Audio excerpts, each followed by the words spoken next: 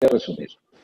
En la lección La naturaleza de la Biblia no aparecen una serie de informaciones que son claves, que son muy importantes, porque una pregunta que le hacen a uno frecuentemente, bueno, entonces fue que Moisés o quién se puso a escribir los libros de la Biblia. Dios sí usó, como dice ahí, cerca de 40 personas de diferentes profesiones y de diferentes culturas y de diferentes lugares y de diferentes edades. Un elemento sobrenatural de la Biblia, ¿sí? Y que creo que, si no estoy mal, el estudio pues lo menciona ahí en el punto 3, dice sus escritores, aproximadamente 40 escritores humanos. ¿Por qué dice aproximadamente? Porque pues no se sabe con exactitud. Algunos libros, como el libro de Hebreos, no se conoce con exactitud, el libro de Job no se sabe con exactitud. Dice, fueron usados para escribir la palabra de Dios, los cuales estuvieron separados por el tiempo y por la situación general de sus vidas. Los escritores bíblicos incluyen a profetas, estoy leyendo el punto 3, la letra A, reyes, estadistas, ganaderos, pescadores, pastores, soldados, ex fariseos, etc. Eso está en la lección 1 de la página número 11. ¿Qué falta ahí en el estudio? Incluir el elemento sobrenatural. Si ellos estuvieron separados por el tiempo, la mayor parte de ellos, si no se conocían, no podían dialogar, no tenían comunicación, ¿cómo iban a poder ponerse de acuerdo para registrar una serie de verdades, sobre todo relacionadas con el Señor Jesucristo, y que pudiese tener coherencia? No, eso es un elemento sobrenatural, porque inclusive cuando hay personas que observan un hecho, un acontecimiento, ¿sí? Un juez, por ejemplo, llama a una persona, presente su testimonio, llama a otra persona, presenta su testimonio, llama a otra persona. Normalmente, la coincidencia no es del 100%, porque es que la percepción humana pues está en cierto modo sesgada, como se dice. Aquí no hay ningún sesgo, aquí no hay ninguna desviación, ¿sí? Por ejemplo, Génesis 1:1, en el principio creó Dios los cielos y la tierra. ¿Sí? Eso tiene coherencia en la palabra de Dios, ¿sí? Y muchas personas que no se conocían, pues lo registraron, y ese elemento sobrenatural, además de otros, como el elemento profético, o el mismo elemento práctico, cuando se traza bien la palabra de Dios y se aplica correctamente, ¿sí? No cuando se manipula. Las manipulaciones de la Biblia son a lo largo de la historia de la humanidad, desde que se ha registrado la Biblia, son por montones, se han manipulado y se han cometido pecados gravísimos, ha habido asesinatos, muertes, toda una cantidad de cosas que pues se han hecho porque se ha utilizado mal la palabra de Dios, como dice allá Cristo en Mateo capítulo 7, hacedores de maldad. Entonces, complementando eso, ¿sí? Pues ustedes pueden colocar ahí en el punto 3, la letra A, el texto complementario de Éxodo 17, del verso 8 al verso número 16. Entonces vino Amalek, Éxodo 17:8, o sea, descendiente del nieto de Saúl, Génesis 36:12. Atacó a Israel por la parte de la retaguardia, o sea, por la parte trasera. Destruyó a algunas personas que estaban rezagadas, estaban atrasadas en el avance. Deuteronomio 25, versos 17 y 18. Entonces, quedando claro ahí, sí, recordemos que esto sucede cerca del año 1500 antes de Cristo aproximadamente, las fechas no son exactas ahí. Y dijo Moisés a Josué, escoge los varones y sal a pelear contra Amalek. Mañana yo estaré sobre la cumbre del collado. ¿Qué era un collado? Una elevación del terreno leve, lo que hoy en día nosotros decimos un cerro. Y la vara de Dios en mi mano. ¿Sí? Sabemos que Dios le dio la vara como símbolo también del poder de Dios. E hizo Josué como le dijo Moisés, peleando contra Amalek, y Moisés y Aarón y Ur subieron a la cumbre del collado. Y sucedía que cuando alzaba Moisés su mano, Israel prevalecía. Mas cuando él bajaba su mano, prevalecía Amalek. Y las manos de Moisés se cansaban. ¿Sí? Todos los seres humanos nos cansamos. Por lo que tomaron una piedra y la pusieron debajo de él y se sentó sobre ella. Y Aarón y Ur sostenían sus manos, el uno de un lado y el otro del otro. Así hubo en sus manos firmeza hasta que se puso el sol. Y Josué deshizo a Amalec y a su pueblo a filo de espada. Y Jehová dijo a Moisés, aquí está el verso 14 que es clave, escribe esto para memoria en un libro. Y di a Josué que raeré del todo la memoria de Amalec de debajo del cielo. Y Moisés edificó un ¿qué? Altar, porque la obra de Cristo se simbolizó primero en un altar, la adoración al verdadero Dios en un altar, después el tabernáculo, después el templo, ¿sí? Y después pues, su iglesia. Y llamó su nombre Jehová Nisi, ¿sí? Y ahí explica, dice, y dijo, por cuanto la mano de Amalek se levantó contra el trono de Jehová, Jehová tendrá guerra con Amalek de generación en generación. Nisi significa mi estandarte, o sea, como una especie sí, como de bandera, de escudo, ¿sí? Algo muy representativo. Entonces, este primer registro de la escritura que aparece, ¿sí? Pues perdón, me equivoqué, esta primera orden que Dios da a Moisés, que es la que aparece, ¿sí? Aparece escrita, nos demuestra a nosotros, puede que Dios le haya pues dado otra orden en otro momento, pero la primera que aparece es aquí. ¿Quién toma la iniciativa? Como siempre Dios. ¿A quién le ordena? A Moisés. ¿Qué libros escribió Moisés? Pues los primeros 5, el Pentateuco, ¿cierto? Y dice para memoria en un libro, ¿sí? Los israelitas, pues cuando veían que Moisés bajaba las manos y se desanimaba, pues obviamente ellos también, ¿sí? Entonces, ¿qué dice Dios? Pues Dios sabía que eso iba a suceder, pero muestra el ejemplo, ¿sí? ¿Qué es lo que más le trae a uno ánimo? Pues la palabra de Dios, ¿sí? Dios utiliza su palabra para darnos a nosotros pues, las verdades y para darnos a nosotros el ánimo, porque siempre estamos enfrentando toda una serie de dificultades que impiden el avance, tanto en la vida personal, como en la vida familiar, como en la iglesia, como en todo. Es decir, cuando hay desánimo no hay avance. ¿Sí? Cuando hay desánimo no hay avance. Y lo que nos anima es la palabra de Dios. Entonces Dios dijo, bueno, les falla la memoria, por decirlo así en términos populares, pues entonces coloquémosla escrita en un libro, ¿sí? Es una parte que hay que complementar ahí también en ese capítulo de la naturaleza de la Biblia. Es muy clave, pues, mirar la construcción como aparece, ¿sí? En el Antiguo Testamento, la Torá, los 5 libros, los profetas, ¿sí? Y pues la manera como Cristo la divide. Hay una división que Cristo la hace en Lucas 24:44, que también la menciona ahí, ¿sí? También la menciona ahí. Más adelante en este libro, pues se trata el tema de los libros apócrifos, ¿sí? Pero pues aquí solamente se menciona que son 66 los libros inspirados.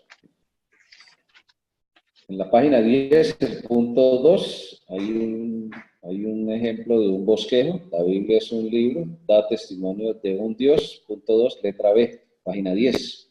Un Dios, una historia, un plan de salvación, un tema central, y de ahí podría salir otros puntos.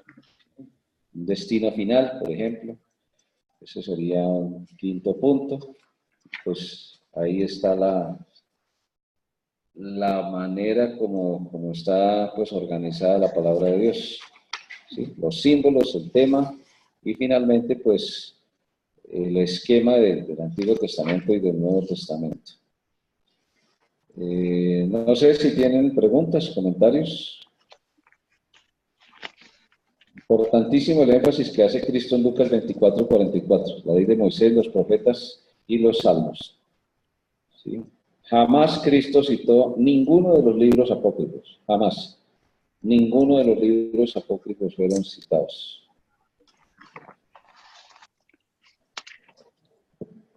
¿Alguna pregunta, por favor?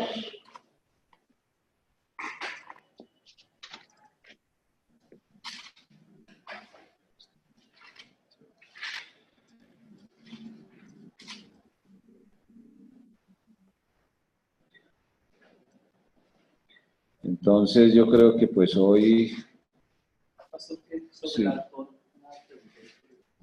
Sí. Sí.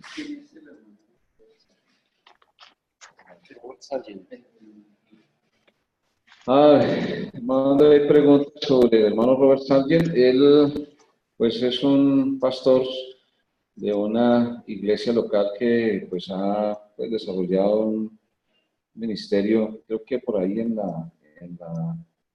por ahí en la tapa aparece la referencia de la.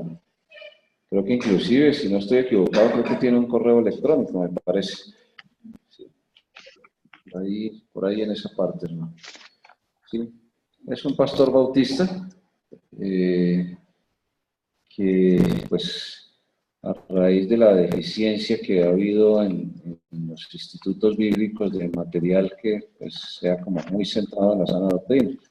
Porque, pues, muchas veces estudiamos primero lo que es sana doctrina y después tenemos que ir a estudiar, por ejemplo, en libros de los presbiterianos, de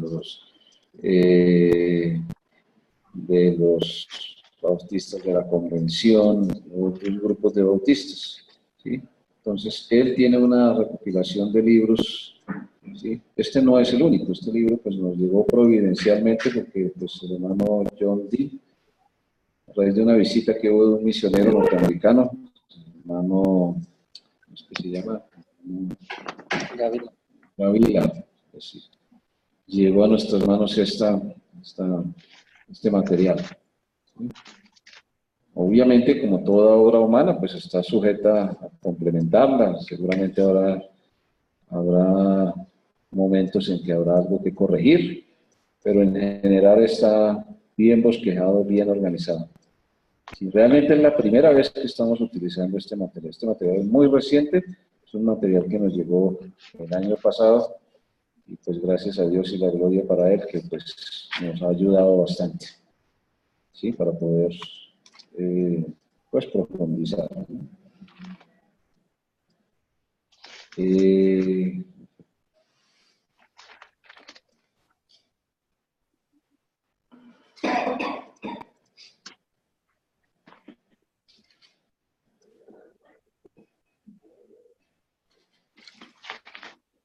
No sé si tienen preguntas, comentarios, inquietudes, aclaraciones.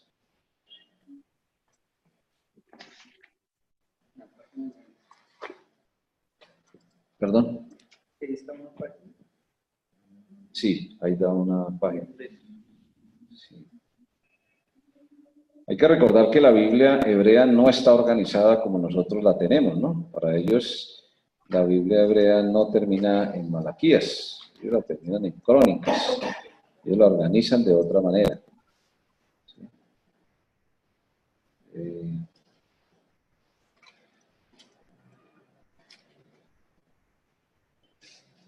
Por ejemplo, ya para concluir, miremos un texto que nos ayuda, Lucas 11 para terminar. Lucas capítulo 11.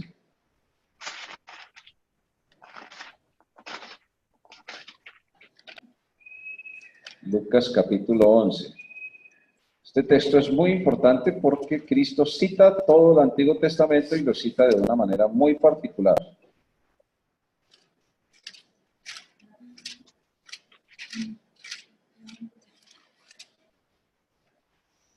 Y Cristo es rechazado por los fariseos y los escribas. ¿Sí? Dice Lucas 11:49. Por eso la sabiduría de Dios también dijo: les enviaré profetas y apóstoles. ¿Sí? Profetas en el Antiguo Testamento, en el Nuevo Testamento, apóstoles. Y de ellos a unos matarán y a otros perseguirán, para que se demande de esta generación la sangre de todos los profetas que se ha derramado. Y aquí viene lo claro. Desde la fundación del mundo. ¿Desde la sangre de quién? De Abel. ¿Dónde está registrado ese acontecimiento? En Génesis. Muy bien. Hasta la sangre de Zacarías. ¿Sí? Ese acontecimiento aparece en Segunda de Crónicas, eso no aparece en Malaquías. Que murió entre el altar y el templo, sí os digo que será demandada de esta generación. ¿Sí? Entonces es clave porque Cristo cita solamente los 39 libros de la Biblia en el Antiguo Testamento, nunca cita otro, ni Macabeos, ni Judith, por ejemplo, que es otro de los libros apócrifos, ni Eclesiástico, ni Sabiduría, ni Tobías, son, si no estoy equivocado, 12 libros apócrifos. Entonces, es muy clave esto, ¿sí? Muy clave esto porque el Señor Jesucristo jamás citó esos libros, ¿sí? En segunda de Crónicas 24, del 20 al 22, es donde aparece este acontecimiento, este asesinato. No es el mismo profeta Zacarías, ¿sí? Entonces, la muerte de Abel se refiere en Génesis 4, la de Zacarías en segunda de Crónicas. Entonces, el Señor Jesucristo dice, a manera de conclusión, desde el primero hasta el último asesinato referido, desde el primero hasta el último libro del Antiguo Testamento. ¿Sí? Eso es supremamente importante porque pues, es apenas obvio que experiencias como el purgatorio, las indulgencias, las oraciones a los muertos y toda una serie de prácticas se fundamentan en libros que no son inspirados por Dios. Entonces, si ustedes pueden ahí complementar también eso, obviamente en el video también. Ah, no, de este no tenemos video. Estaba confundido, qué pena. Sí, sí, sí. Qué pena. Sí. Bueno, no sé si hay alguna otra pregunta, hermano Henry, hermana Angélica, hermano Manuel, hermano David, ¿todavía está conectado, hermano David? ¿Alguna pregunta? Estoy conectado. No, pastor, está todo muy claro. Bueno, entonces muchas gracias por acompañarnos. Hoy tuvimos una asistencia récord en la tutoría, tanto virtual como presencial. ¿Quién más está por acá? Hermana Marta no está. Nuestra hermana Tati, hermana Gina. ¿Hermana Michelle está conectada también? No. ¿No? Hermana Katy, David, Manuel y hermano Henry. Bueno. Muchas gracias. Entonces, si no hay más preguntas, vamos a orar.